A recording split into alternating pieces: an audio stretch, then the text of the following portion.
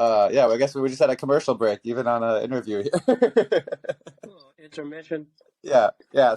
So before my laptop disconnected, we were talking about your albums and how unique they are individually, and you were kind of just going over how different songs speak to people in different ways using different types of music, I guess.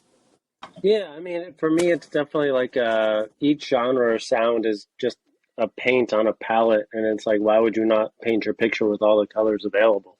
That's how I look at it. And like I said, my influences are so, wide and vast that I do want to make a lot of different type of stuff, especially for my own creativity. I That's even why No More Hope was so exciting to me because it really did make me excited to make music again. It was like kind of opened up a lot for me and made me excited to experiment and you know investigate things I've gone through in a different way. Um, but yeah, with all that, I've kind of created this sci-fi backdrop with the Moon 5-2 stuff that started with Superhuman. I kind of made a 9-minute short film that connected that album to the album before it, my 2016 album, Something to Write Home About, and kind of played with the concepts in that in an interesting way. Um, and then I've kind of been able to build off of it since. Just I love the idea of world building, whether it's through the music or the merch. For people who don't know, I've done everything from you know collectibles to I just dropped wallets. We've done sneakers, jeans, hoodies. So Moon 5-2 is kind of its own brand and kind of has its own life, but it's highly ingrained into the music and the story. Um, so I just have a lot of fun playing with that aspect of it.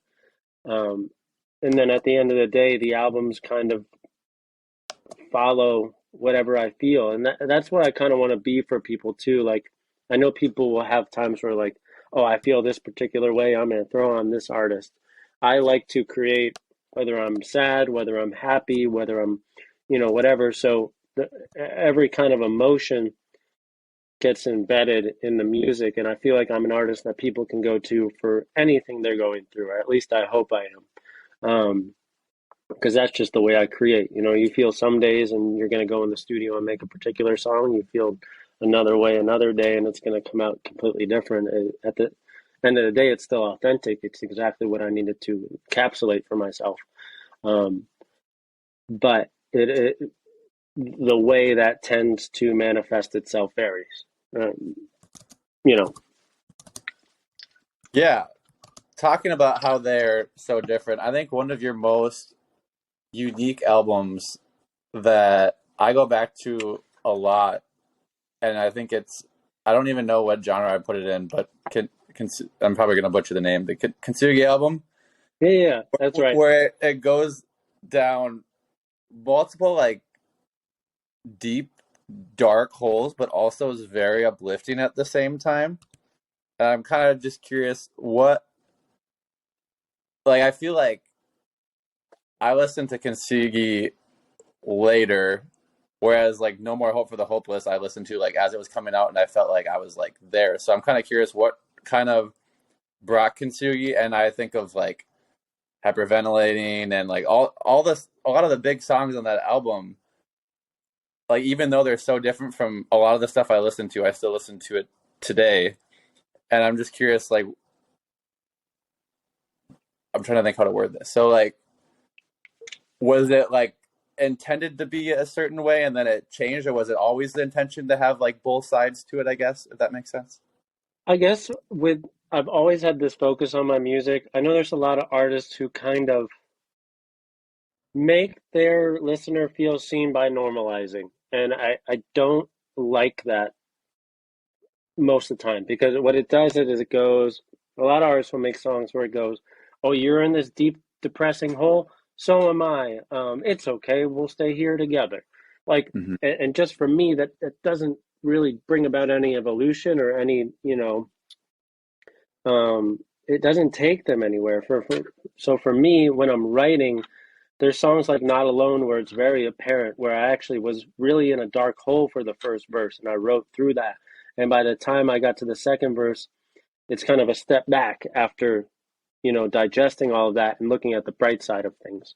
So I always try to, even if I bring people down low, and with No More Hope, it was kind of different because there are these songs that remain low. But unless you listen to the full album and get to I've Done Okay, some of those Mhm. songs on their own do feel like, oh, super dark, depressing. We're in this hole together. But I do walk myself and the listener out of that hole by the end of the album. But that's what I normally try to do within individual songs. For No More Hope, I had to. Because it came from such a dark and, really painful experience and relationship that I had to outline that. I had to bring you there. And some songs stayed there, but throughout the album, I evolve, and hopefully I make other people see that as well, to find my way out of that hole and look at it, positively as a positive experience. But that's something I always try to do in my music is really, if we're going to visit the deep dark experiences or feelings that I've had or anyone else has felt, I want to try to walk myself and others out of it by the end of the song or the end of the album. Yeah, I really like kind of what I mentioned, crystallized, but I feel like every single guy ever can relate to that song. Everybody has dated Crystal in their own way, and maybe not exactly to a T, but everybody has had a Crystal in their life, and they need to listen to that song. It's just so funny for me because it just works so well, the wordplay on it. Yeah. Um, and I think people with some of the songs on their album, they're like, "Oh, that's a fun story." Like that. The with my stuff, like if I'm gonna go that deep into a concept, it's real. It happens. Like Yeah. that's the one thing with my music that like I had a story the other day that was like, I'm not lying at all. My life has been so crazy. I don't the highs, the flexes, the problems. I don't have to lie anymore. I've been through it. I have a lot. Even with I've been in a really good relationship the last year and a half of my life. But if someone hits me for a feature, um, you know, yeah, I'm not always creating in the present. There's still people know this. You can always, you know, dive into feelings or experiences you've had and pull creative juice out of that. So there'd be a feature and I haven't gone through a breakup in a while, but I, still have those experiences and scars on me where I can kind of dig that up for the purpose of the song.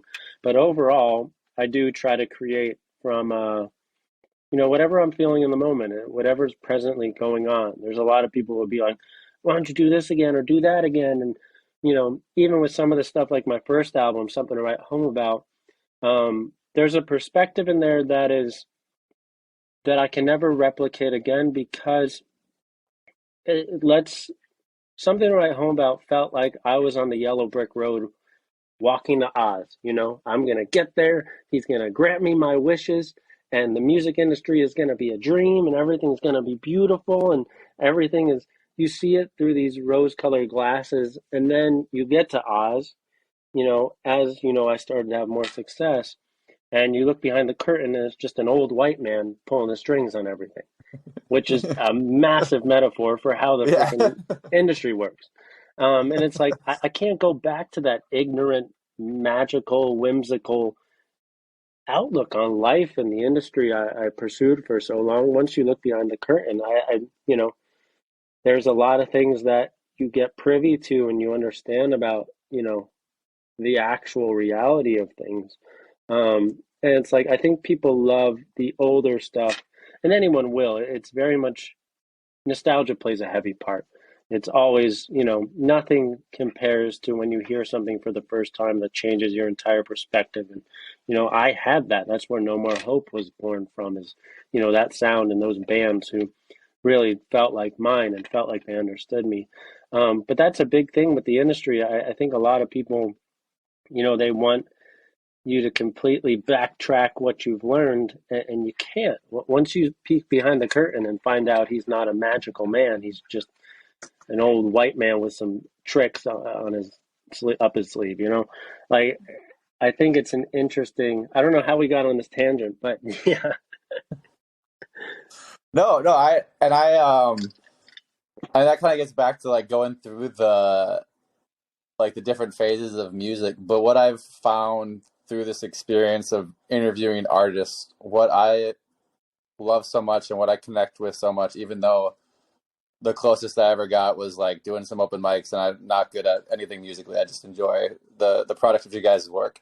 But what I love about it is I always feel like I'm someone that's never going to be content with a 9 to 5. Like I always want something more. I always want to be pushing myself in other ways. And I think it's so like to get to the point that you are at with like ATWW,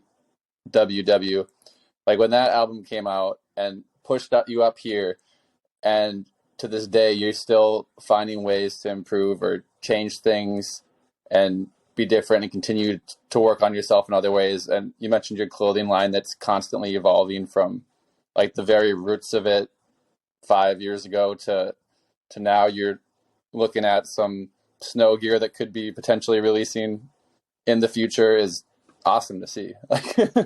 It's for me, I just enjoy, I think the high I've always found from music is, of course, the therapy of working through things and discovering different perspectives and learning more about myself. Um, I love just bringing things to life. I love the idea of something being planted in my head and then going, I'm gonna do that. Like taking it from an idea that just, you know, it's nothing. You're creating something out of nothing. So that's why whether it's the music, whether it's the merch, whether it's, any other ventures I've gone on, I just love bringing things to life. And with one of my first dream, I grew up competing in like slope style and big mountain as a kid. And I wasn't the craziest, I wasn't the best, but I love it. It's massively ingrained into who I am. And, that was always a long time dream of mine to like have my own snowboard ski company type thing. And so, especially over the last 2 years, I haven't really put out anything. I put out face masks a couple months ago that have been doing really well. But that was my first like time I made something for that crowd. But I've been developing a snowboard suit for the last 2 years.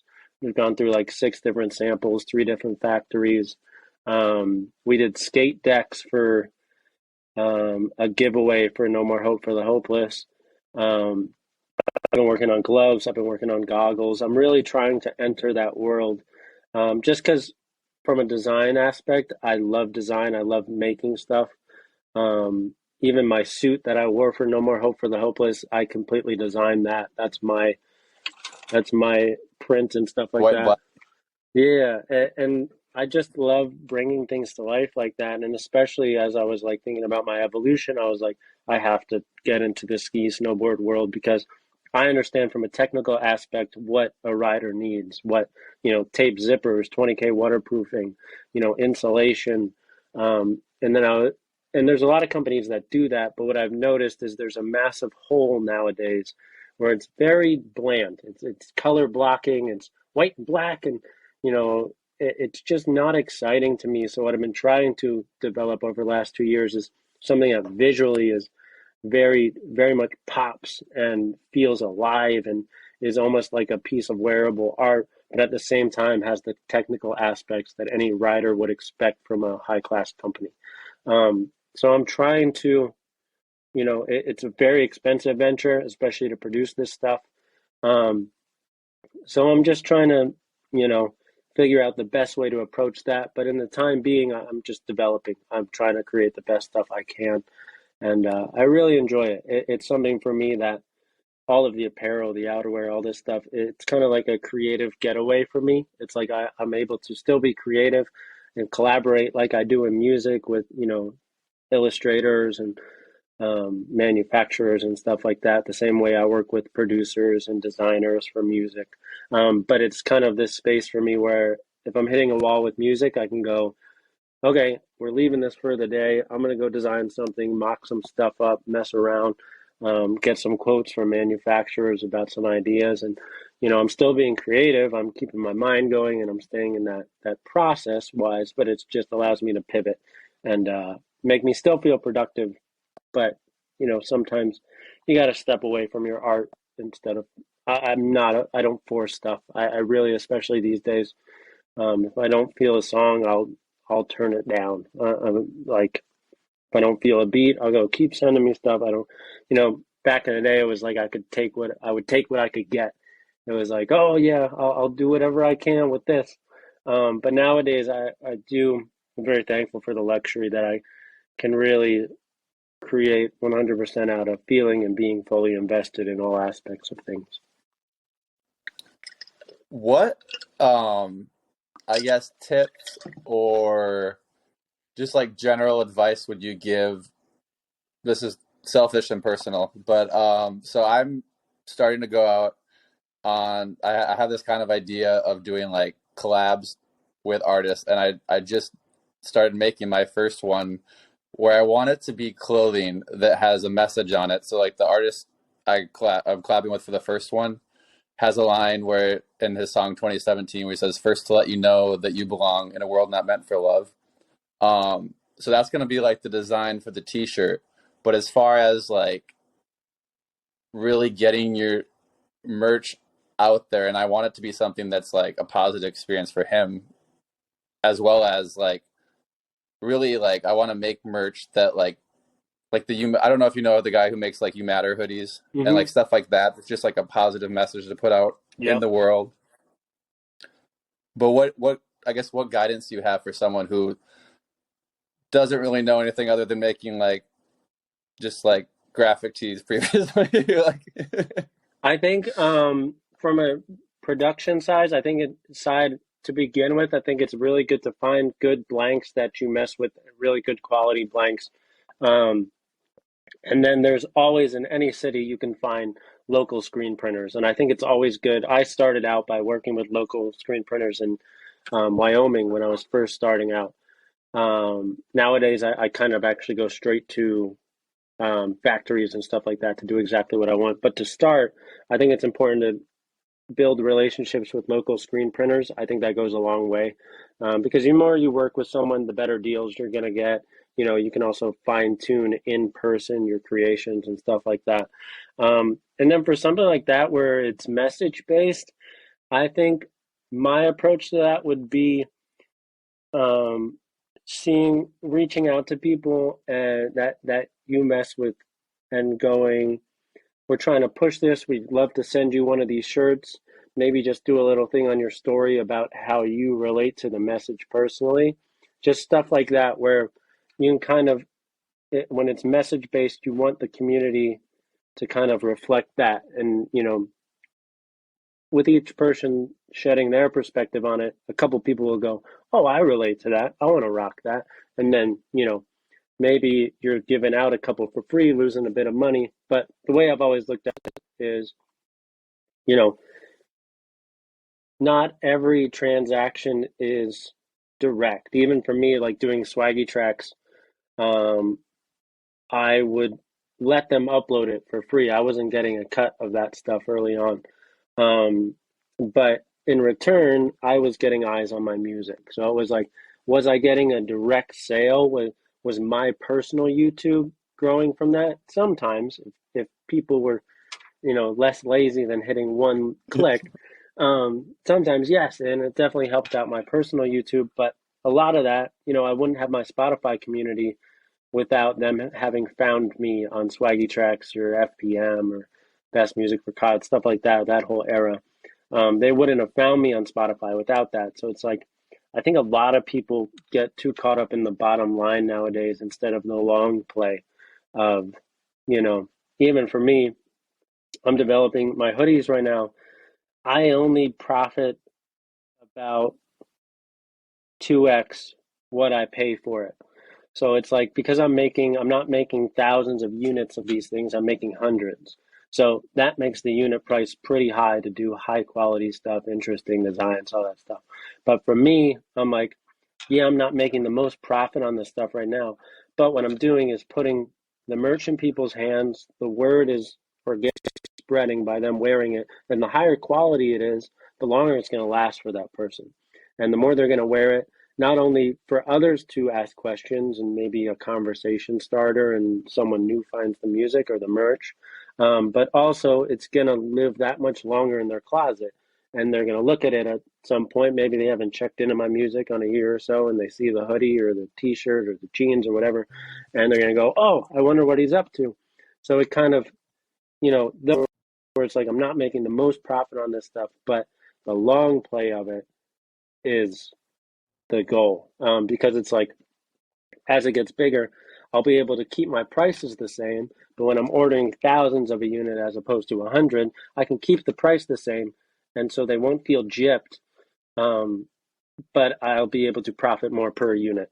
So it's like that long play of like taking the hits while they are coming, but knowing that they pan out. It'll pan out into a better future for what you're talking about with your T-shirts or my brand or my music overall. But yeah, I guess that's my advice for kind of the approach for that. Did you wait with going to the higher quality? Because I have noticed like a lot of people, a lot of artists in general, and not to knock anyone's process, but a lot of people make cheap merch, put out cheap merch. When did you decide that you're like, I don't even want to call your stuff merch really because it's high quality. Like it's like a hoodie that even if you didn't know who Abstract is, you would wear the hoodie because it's cool and it's comfortable. Yeah. Like, you know what I mean? Like what made you like when were you like, you know what? This isn't going to be merch. This is going to be more of like a clothing line that's like I don't want to call it streetwear either, but like you know what I mean? Like it's something that you could just wear Oh yeah. and be like, oh, that's a dope hoodie. Like, or Yeah. that's, no. I think for me that was a big thing, especially with the Moon 5.2 stuff, because I have so much more creative stuff I can do with Moon 5.2 as opposed to Abstract. I know people love the Abstract merch, but for me it's like just throwing an Abstract logo on something feels uninspired. It just, but with Moon 5.2 I can do, my prints and, you know, trying to see what else I got here. I'll show You you should these pull out ones. one of those little, I'm going to use the wrong terminology, but the little figures, the figurines Oh if you yeah, have yeah. any. I got these too.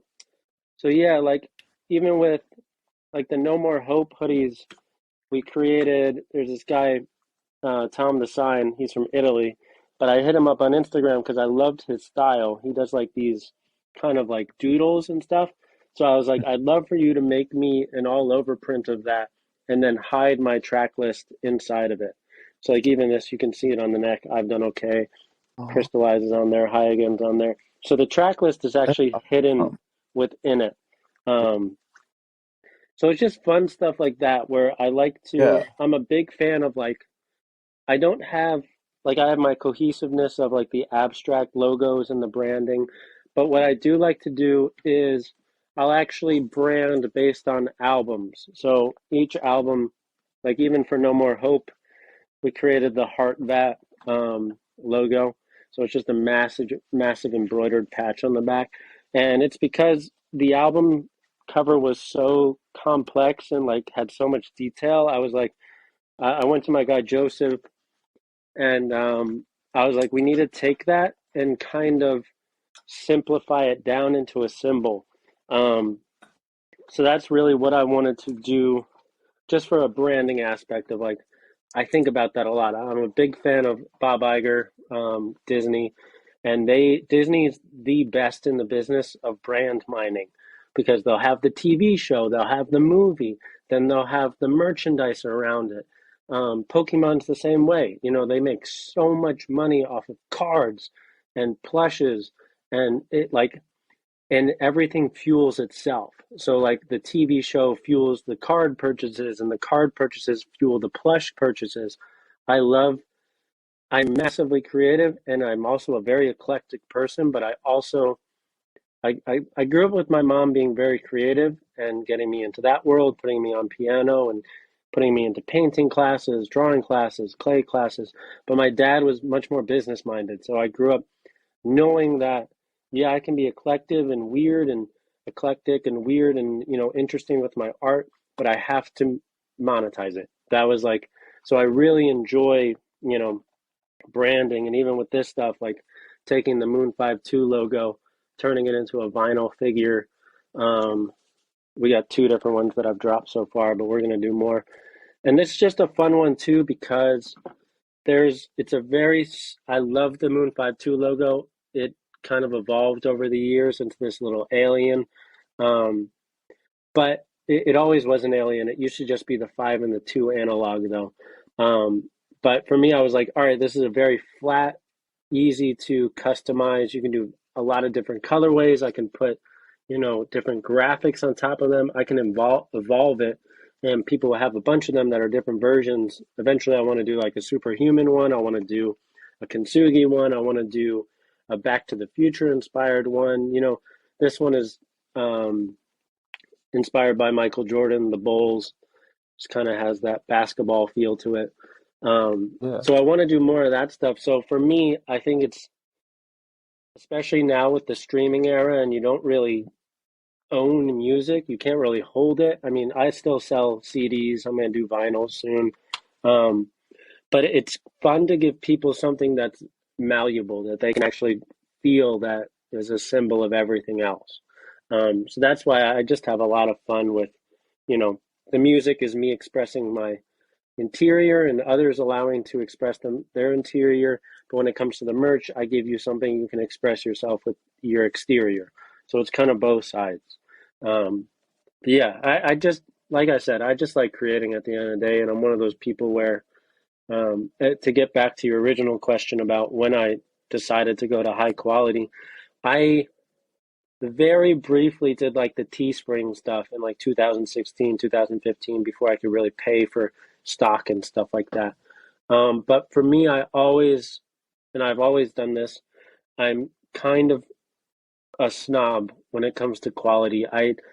My parents give me crap all the time. I've always been like this. I do it all the way or not at all. I don't like to cut corners. I know a lot of people who have a lot more money than me who, they care about their bottom line over everything else. And, I can't bring them on tour or else we're not going to make any more money. Like I'll give up not bringing lights with me on tour or something like that.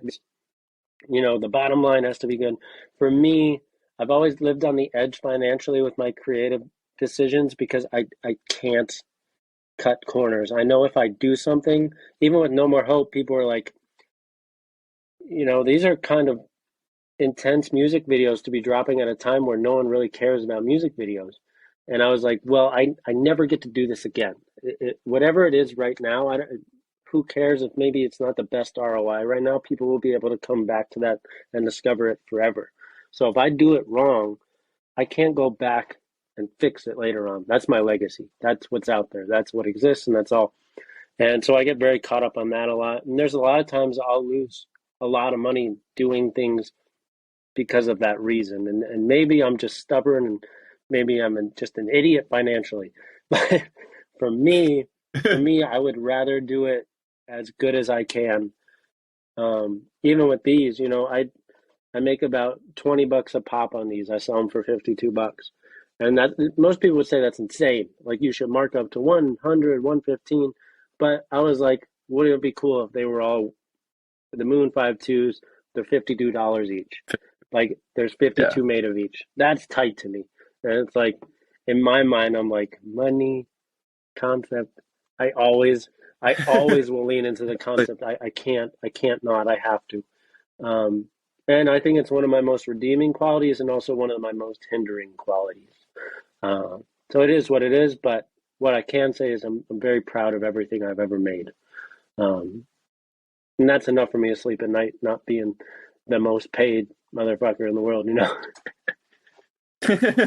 No, and I think I was actually just going to ask about the album cover because that was something that stuck out a lot to me when I first, when I saw the reel, listened to Crystallize, and then looked at the album cover itself. You can tell that there was a lot of time and effort put in this. You can look at this thing for an hour and find new little things throughout the album cover. Oh yeah. Were you from day one yes, this is going to be a crazy album cover, or was it kind of just oh, I want this in there, I want this in there? It just became I knew it was going to be. I wanted to kind of make it almost like a 10-year celebration of everything that's gone on. So that's why you have, my 2015 album, We Are the Artist version of me in there, and write home about 2016 with the ATWW hat. You got the Kintsugi version with the gold dripping on me and the statue, the Superhuman version with the, paint dripping. And then you have this album with the suit that I created for the album. Um, so I kind of wanted to, like you were saying earlier, that like it feels like each of these albums could have been from they're cohesive and they sound like me, but they each could have come from a different version of me. So that's why with the album, I was like, what if I put them all in a room together? And then I have the heart and the vat, where it's like this whole time, all my music has revolved around trying to understand who I am and my heart and what it all means and who I'm supposed to be and who I'm supposed to evolve into. And that's been the centerpiece from day one. So I was like, why shouldn't that be the centerpiece of the album? Um, so yeah, and there's a bunch of stuff in there. I got the Wyoming flag because I got a rep. I got my collab I did with Kendama USA, the abstract Kendama. I have my dog Luna in there, my mixing engineer Craig, who's been with me since pretty much day one. My guitar in the background to symbolize the genre. Um, you know, I wanted to make a scene, if you will. Um, but yeah, I'm very very proud of that. The guy who worked on it, his name is Jack Kirby Crosby, not to be confused with the very famous comic book illustrator. Um, Shouts out to Jack Kirby though; he's the man, both of them. But this Jack Kirby, he actually does a lot of con- um, illustration for video games, and so I stumbled upon his work, and I was just completely blown away by the detail. This is the way he works always. What he does is he creates a 3D modeled scape. Um, and then, he went back and forth on me like which angle do you want the cover at and where do you want everyone positioned, all that stuff. And he actually creates a 3D environment and then paints on top of it digitally. So it's this wild, like everything's to scale. Like he asked, like if you actually look at that, I'm just under 6 feet tall, and everything's to scale. Luna's to scale. Um, all the characters, myself, are to scale in there.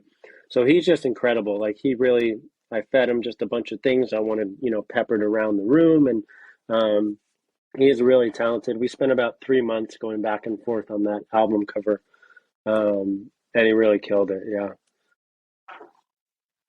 Yeah, it's awesome because you don't, like you said, I mean, with a lot of this stuff, you don't see that.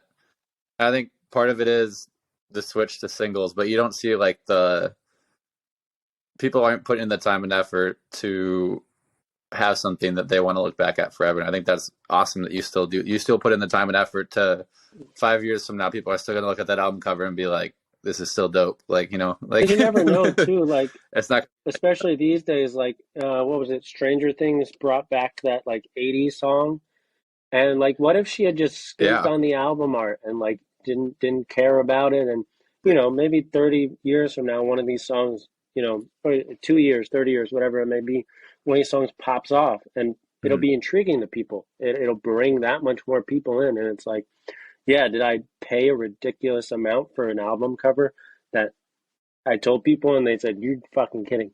Um, because no one does that these days. No one invests that much these days, but I do it because it's going to be there forever.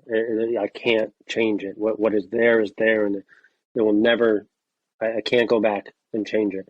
So legacy wise, um, especially with this one too, I really eventually I'll get to it. I really want to do vinyl versions. So I was like, when this thing is blown up to like this, it's going to be incredible. I believe that the dimensions are like 8,000 by 8,000. So just the detail is incredible. You can actually take the native file and like zoom all the way in and it loses no quality. It's wild. But that's why I wanted to do something where it's like, yeah, I want to do vinyls where it's like blown up or posters or stuff like that. Um, and I don't know, I think I wanted to also convey to people how deep I hope they investigate the music. That was a big thing for me. I was like, if I infer to them that the cover should be investigated, hopefully they look into the music with that same eye, or with their ears, but with that same intent. So that was kind of the driving force behind that. Yeah, That's awesome. Yeah, I think about you're just talking about like going in like when you were talking about like spending so much money on music videos. It kind of reminds me of even when like Eminem put out like more recent stuff and did music videos for it, whether it was Phenomenal or like his Spacebound. I know that was like 2010, but even at that point, people had kind of gone away from putting money into music videos. And like the special effects, or he'll have like random guest appearances, and they're like, I don't know, you just have fun with it and do what you want to do. And as long as you're happy with it at the end of the day, that's, I think if it blows up or doesn't blow up, if you're happy with it, I've come to realize that it doesn't matter as much. The success, I mean, the success of it is obviously a big part of it. And it's obviously great when Oh things yeah. are successful, but being able to do it and being like, I did what I wanted to do with this and I made what I was looking to create with this is, Well, I think also for me, it's like a legacy thing of like, it's one of the reasons I never signed because there's things I've done where I'm very aware where if I had approached, a label or, a group, whatever, they have like 12 people sitting there weighing in on your approach and, they either sign off or they shelf you. There's things like Superhuman where no one would have allowed me to do that. Like even with No More Hope, like you're a rapper, you're a singer, what are you doing making a pop punk album? Like there's just things where I have that freedom. And so for my own legacy, I utilize it as much as possible. Um, because I can, and there's a lot of people who can't. So it's like, how am I going to stick out in the long run? What's going to be my legacy, and how are people going to look at me? You're going to be able to look at everything and go, damn, he really did what he wanted to do. And I think, whatever pitfalls that creates, that is what, those chips lay where they will. Um, but at the end of the day, I do want people to look at, what I created and what my legacy was as, damn, he really did what he wanted to do every step of the way. Um, I think that's important to me, even for my own, you know, relationship with my art, and making sure that I'm creatively satisfied. Because if I'm not, then what am I doing, yeah. What what made you so aware of that with signing to labels back then? Because I mean, I think over the last couple of years, it's become like I think a lot more people understand and kind of know that if you sign a label, like it could the negatives of signing to a label are more well known today than they used to be. And what made you aware of that back then? I guess because I know there's a lot of people that are really good that are in label contracts now and have been for 10 years, and because of a decision they made when they were younger and didn't really understand the full Yeah. aspect of it at the time. Yeah, I mean, especially these days, it's harder than ever because labels will sign people for singles and then just stop caring about them. Especially with TikTok, Mm-hmm. which is the wild thing, like we were talking about, it's not compounding. It's a gamble every time you drop something or put out a video. So what I'm seeing more and more now is that it's actually worse than when I was coming up when labels were reaching out to me about 2016, 2017. That's when people were trying to get feels for um and for those who don't know, a lot of what they do during that time is I was considered fresh on the scene. So they're going to come in and try to lowball you as much as possible to see what you will settle for. That is a lot of the game, and that's why, especially, you know, you see artists who get fast success within 1 to 2 years, and they're the ones that labels are coming after because they don't know they don't know fully how much they should be making off of their streams. They don't really know what their income margin is off of merch. So a label can come in and play off their ignorance. That's a massive thing. They can give a ridiculous rate or something like that, and it's just accepted. But for someone like me who's been doing this for 10 years, I know exactly what I'm owed, what this costs, what that costs to do. I know what puff print on a hoodie costs. I know what embossment costs. I know what that, you know, it costs to make the metal plate to press that. I know what it costs to make a mold for a vinyl collectible. I know what tickets, you know, I know what my stream should look like. You can't pull the wool over my eyes. I'm just at a point where you either come to me with exactly what I know I deserve and what I need creatively, or you're not going to hit me up. But during that time, 2016, 2017, I was starting to get some real traction, and that's when people were reaching out. But what that entails many times, like I was saying, is lowball offers. How much of an ROI can we get off of this person? Um, and for me, another thing is, I I knew that a label would hate me because I am not a fan of doing the same thing over and over again. I know a lot of people who do that, and it's look at Tyga. There's a lot of Tygas though. There's a lot of people like that where you make basically the same song every time, and it hits and it works and it's good for you. But for me, creatively, I would just feel like I don't know that there's no expression in that. There's no evolution in that. Um, I don't know. I just also like the idea of being not answering to anyone. And even with that, I don't have a say in what Spotify does with my music, what radios they put me on, or if they should decide to put me on a playlist, or that's not up to me. If they should put, give me an algorithmic push, that's not up to me. So that's one of the pitfalls I feel that everyone feels where, I don't know, I did get into music for the freedom of it, being able to lead my own life and create the way I feel and, call my own shots. But even then, it's like I'm still at the mercy of a couple of corporations, whether it's YouTube, Apple, Spotify. So it's like I'd like to preserve as much freedom as I still have, you know. Um, and I think that's always been a big thing for me is just that ability to, do what I want to, the way I want to, when I want to do it. It's not it's not a problem with authority or something like that. It's really just comes down to I need the final say on what I do, and I don't want to be the guy who makes the same song every time, no matter what that could do for me successfully. I just would find no joy in that, to be honest. Yeah, it honestly blows my mind that strategy works because I mean maybe it's because I like multiple types of stuff, but the fact that in 2022 Tyga can still put out a 2010 rap song that can go crazy is I don't really understand like there's a lot of these artists that put out the same song to a different beat and I don't understand what the draw is for artistically or like from a listener when you're just like when I put on a song I don't want to know what's coming. I want to go on a journey with the song. I want to hear it. I want to have to listen and I want it to tell me a story. I don't want to know the ending of the story before I play the song. I think yeah, I mean, I'm the same way, and I think a lot of people are the same way. But I do think there's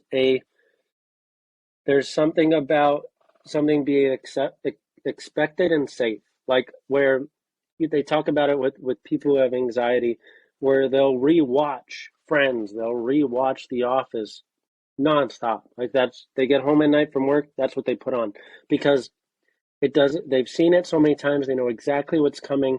There's nothing that will trigger their anxiety with a new experience or a new feeling, or it's comfortable. It's like McDonald's. It's like Taco Bell. You're gonna go there. You're gonna get the same quesadilla, the same burger that you always expect, and it's safe. No curveballs. And there's something about that, especially post-pandemic, where I don't know. A lot of people do, and I notice it even more now. Is just like the discoverability of music. People really kind of love what they used to love and it's safe and they stick to it and they listen to it over and over again. I can, even my song I'm Good, like I'm Good gets the most streams out of anything else I have. Um, there's some people who probably listen to I'm Good on the regular who don't even check that I've dropped new music. But they're listening because it's comfortable, it's expected, it eases their anxiety. It's the one thing in their life that they can control, and I understand that. I understand why that would be so prevalent. Personally, I'm the guy who's always seeking out new movies, new comic books, new books to read, new experiences. I love my sister, but my sister has explained this to me. She can't watch The Office because she gets secondhand awkward and she can't take it. But she'll rewatch Harry Potter. She'll reread the books over and over and over again. And she does this weird thing. I don't know if she still does it, but she'll read the end of a book. She's a big reader, but she'll read the end of the book first because she needs to know what happens so that her anxiety doesn't come into play about what goes on within the book. And so I understand that approach of people and the way they consume media on a basis of it's comfortable and safe and is the one part of their life that doesn't feel like curveballs are being thrown at them nonstop. So I understand that point. Personally, I'm an adventurer when it comes to media. So I'm like you. I enjoy new experiences. I enjoy new sounds. Even with, you know, I'll have a circle of friends who they only listen to 90s rap. They only listen to Wu-Tang. They only listen, and I'll throw on something new and they're like, oh, that's some crap. And it's like it's like good stuff, but it's new. And it's not, they don't know anything about it. They have what they listen to and enjoy, and that's their box, and they live inside it. It makes them feel comfortable. And anything from the outside, I don't want it. And I understand it. I get it. But it's just not me. Yeah. Yeah, I guess when the new like wave of rap, like Young Thug and stuff like that came out, I was very much that way as well, now that you bring it up, because I was very like, I'm not gonna listen to any of this. This isn't music. This is just making noises. I was very much on that train. So when you put it in that perspective, I can kind of see you. I was like, Eminem is the best. It's not changing. But that's the thing for me is like, I don't know. I feel that way too. You have this gut reaction to things where you go, whoa, what is this shit? I don't like this shit. But um, Black actually has a really good song called Thug's Interlude.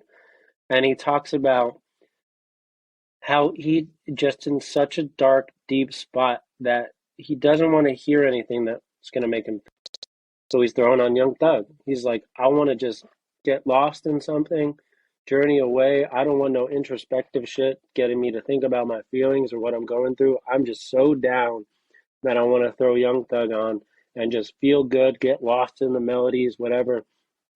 I understand that there's a time and place for that for sure. Um, but that's another one that's that same thing we were talking about the Tiger thing. It's comfortable. It's not, you know, it's not going to pry at your heart or your, you know, what you're feeling. You can just be feeling those things, but then go get, it's that escapism of going and getting lost in that. So that's the thing for me that I actually took some of that to the superhuman thing with the Moon 5-2 storyline. I was like, yeah, we're going to get into some deep, explorations of myself and the human condition, but at the same time, let's put it on this fun backdrop where we play with multiverses and, you know, consciousness being stored in an AI and a ship that I'm on and stuff like that, where it's like kind of fun and escapist, but at the same time, it kind of volleys those sides of like escapism meets actual deep dive into introspective places. But then you can zoom out and have your, comedic moments and stuff like that to keep it somewhat balanced. But I don't know, there is something to escapist approach, whether that's with any medium.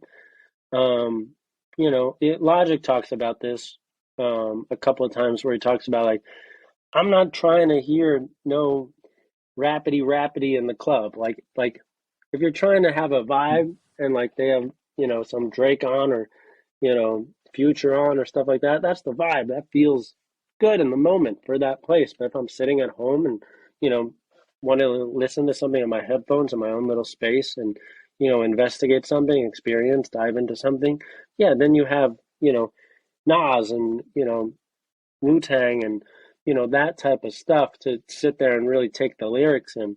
But it's all about time and place.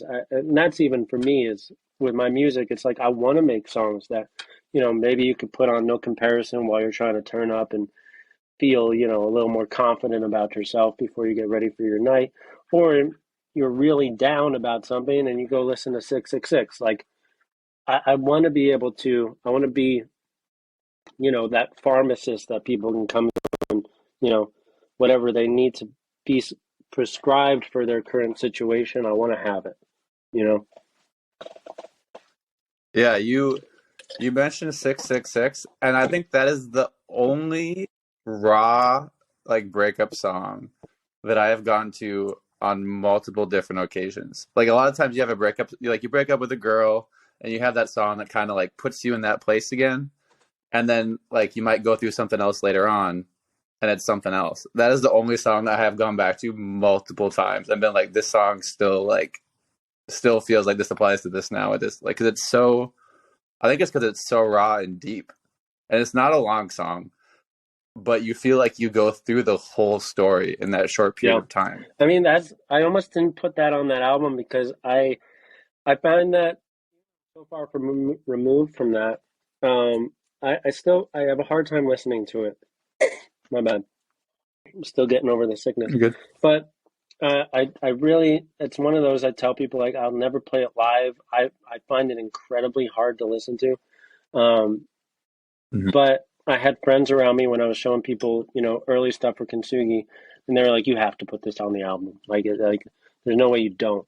And I realized that, like, to go through the evolution of Kintsugi, I had to put it on the album, because if you don't know the low, you don't understand the magnitude of the high. And that's just the way it goes. Even with No More Hope, like, people got mad at Nashville, and because they were like, what is this, dude? You're making this song about you drinking all the time and da da da da da. And I'm like, this is a chapter. You won't. How do you understand my evolution if I don't show you this part of my life? I'm sorry this happened. Like, it's not.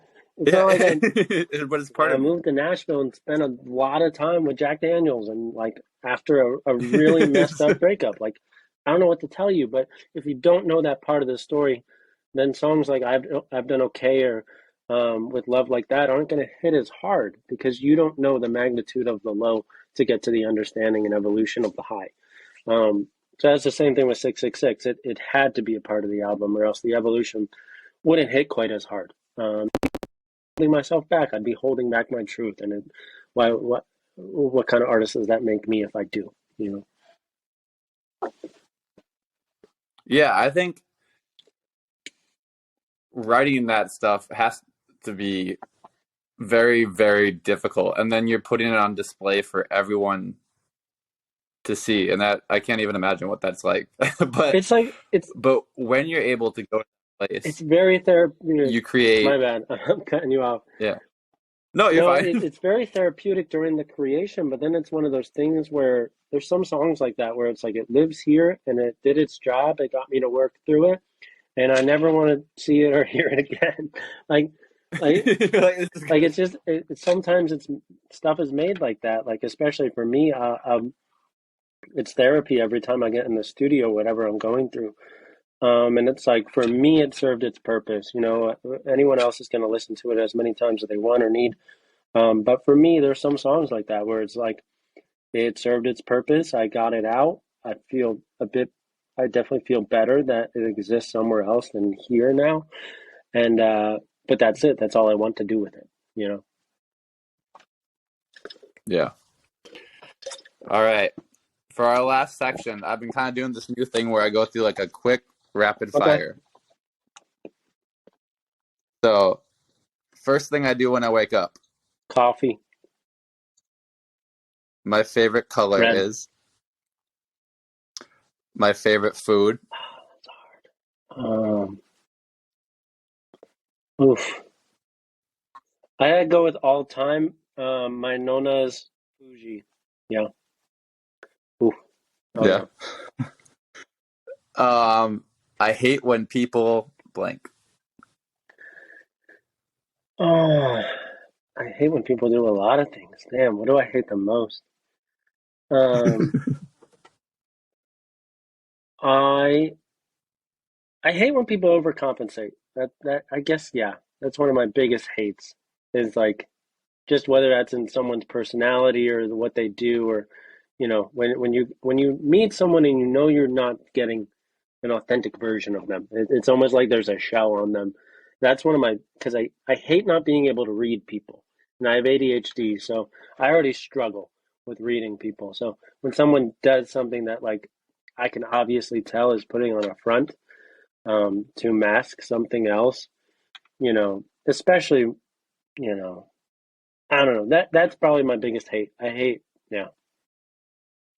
It makes it tough to connect. It makes it hard to have that human emotion with somebody if they're. Oh, yeah. Like, you feel like you can't be real and authentic if you're put in a situation with someone you don't know how to respond. That's one of my, I hate that feeling. I absolutely hate it. Because I don't like confrontation.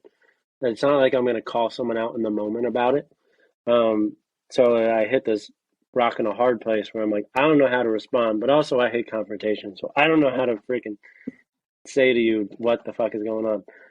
So it's just this very awkward space to be in, and it's like we didn't have to be here if you were just freaking authentic. Um, that's yeah, I'd say that's one of my least favorite things. Yeah, And if I could work with anybody, Billy Joel. Billy Joel, Oh yeah, that'd be oh sick. yeah, the God, the legend. And last one, if I wasn't making music, I would be. Probably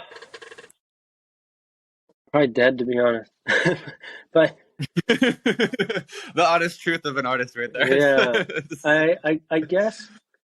I guess I'd just be doing Moon 5 2 full time. I mean, not that I don't already pretty much do it full time in conjunction, but I would definitely be, I'd probably have a couple different brands at that point serving different avenues. I would always be creating in some facet. That's just on my human volition level what I think I'm supposed to do with my time here on Earth. So whatever it is, I'd be creating something. Yeah.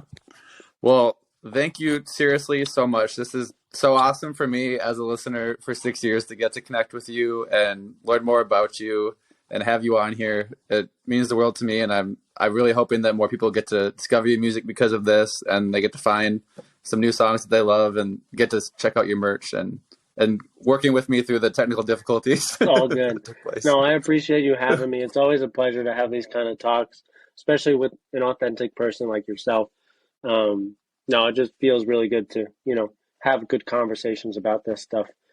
Sometimes I'll do podcasts where it's just you're like prying through it to try to like get a different get some interesting questions, but I really felt like, Yeah. I enjoyed divulging and, diving into all this. So I really appreciate it. Well, thank you. That means a lot. I'm trying to get better and better with it, but it's a interview by interview basis. But I am actually getting to the point where I'm like, okay, this isn't so bad anymore. Like I don't come in with like set questions. I try to like make it as authentic as it can be so that it's engaging and it feels like a conversation more than an interview. That's my goal with this. Oh So yeah, that comfortability. I think that just with anything, with any endeavor, it's just the repetition of it, getting more comfortable, and you'll continue to get more comfortable. But you're doing awesome. You killed it. This is great. thank you. I really appreciate that. Thanks so much for joining me. I really it means a lot. All love, my friend. All love. And All right. anyone who's watching, I hope you check out everything. Check out this man because he is the GOAT. But yeah, thank you all for tuning in. All right. You have a great rest of your day. It was great to meet you. Great to meet you too, my friend. Later. Later.